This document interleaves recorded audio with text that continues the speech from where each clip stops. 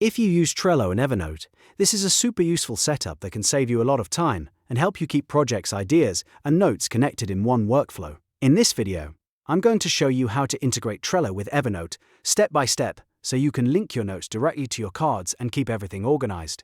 If this tutorial helps you out, make sure to hit like and subscribe for more simple software guides like this. Alright, let's jump in. First, open your Trello board.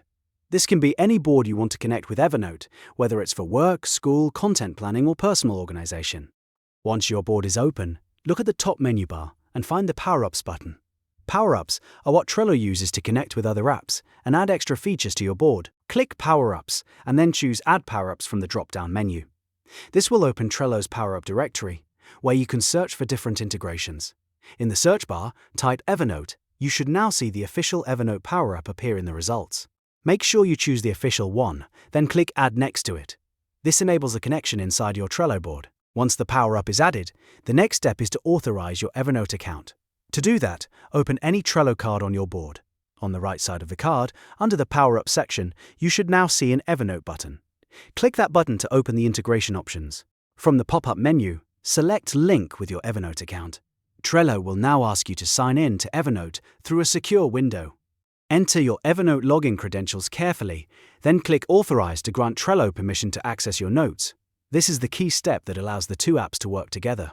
After authorization, your Trello board and Evernote account are connected. From here, you can use the integration to connect notes, keep reference material tied to tasks, and make it much easier to move between your planning board and your notes. This is especially helpful if you collect research in Evernote but manage your action items in Trello.